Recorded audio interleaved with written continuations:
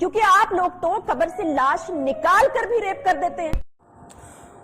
नमस्कार दोस्तों, आप देख रहे हैं HP न्यूज़। दोस्तों, अभी हाल ही में पाकिस्तान में एक दिल दहलाने वाली घटना सामने आई है। दोस्तों, एक औरत अपने 2 बच्चों के साथ पंजाब के गुजरावाला से लाहौर के लिए निकली थी। इसी दौरान रास्ते में उसकी गाड़ी का पेट्रोल ख़त्म हो गया।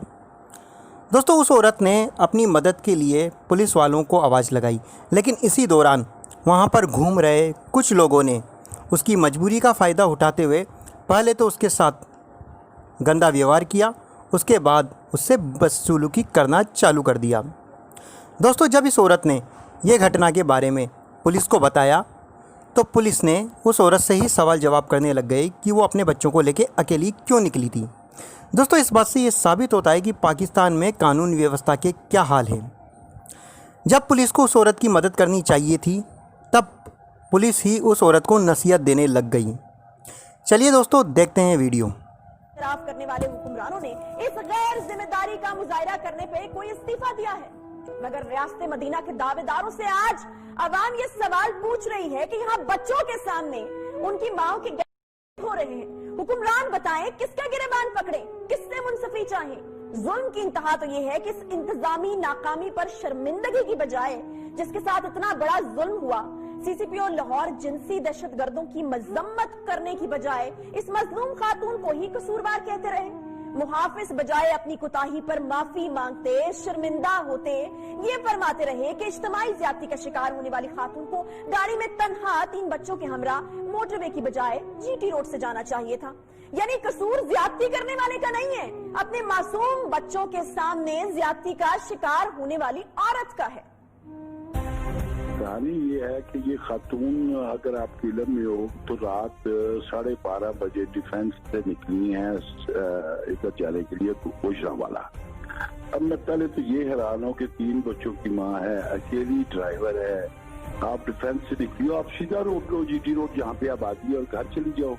अगर आप इस तरफ से निकली हो तो कम से कम अपने पेट्रोल चेक कर लो, क्योंकि इस साइड पेट्रोल पंप नहीं होते। वो जैसे ही उन्होंने टोल प्लाजा क्रॉस किया सियालकोट उस पे मोटरवे पे, तो उससे जरा आगे जाके उन्होंने कहा जी मेरा पेट्रोल खत्म हो गया 1 बजे रात।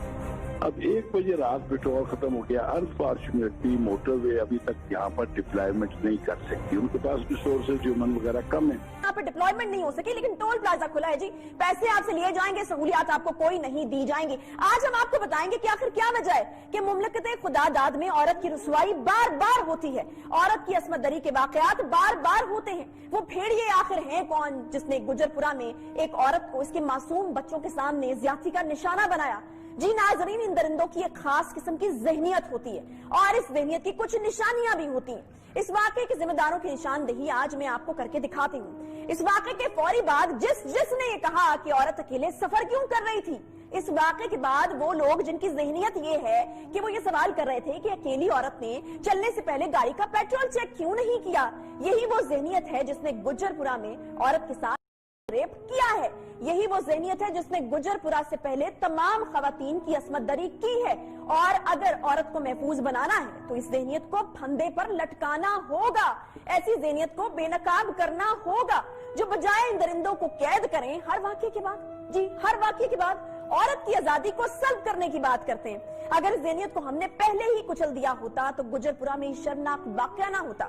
खातून के अकेले सफर करने को रेप की वजह करार देने वाले ये भी बता दें कि क्या औरत को अकेले दफन करना चाहिए या महरम के साथ दफन करना पड़ेगा, क्योंकि आप लोग तो कब्र से लाश निकाल कर भी रेप कर देते हैं। औरत की असमत दरी का एक ना रुकने वाला सिलसिला है। अभी चंद रोज पहले ही 3 सितंबर को रायबंड में 2 मुसल्लह डाकुओं ने गन पॉइंट पर शौहर को रस्सियों से बांधकर इसकी आंखों के सामने खातून को ज्यादती का निशाना बनाया। 3 महीने पहले 3 जून 2020 का वाक़या है जी, कहना में ये वाक़या पेश आया। शौहर और बेटों के सामने खातून से ज्यादती का वाक़या पेश आया था।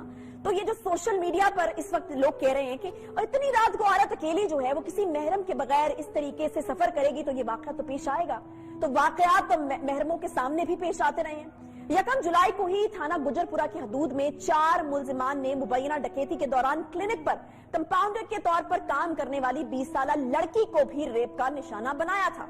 یہ صرف لاہور کے واقعات ہیں، لیکن پورے ملک میں بے شمار واقعات ہیں جن کا ذکر ہم کرنے لگے ہیں تو وقت کم پڑ جائے گا یہاں، اور گجرپورہ کا واقعہ بھی آخری نہیں ہوگا اگر ہم نے اس ذہنیت کو نہیں پہچانا اور اس ذہنیت کو پھندے پر نہیں لٹکایا جو اس طرح کے واقعات کے بعد عورت ہی کو قصوروار ٹھہراتے ہیں، ان درندوں کو سلاخوں میں جکڑنے کی بجائے عورت کی آزادی کو ہی نشانہ بناتے ہیں۔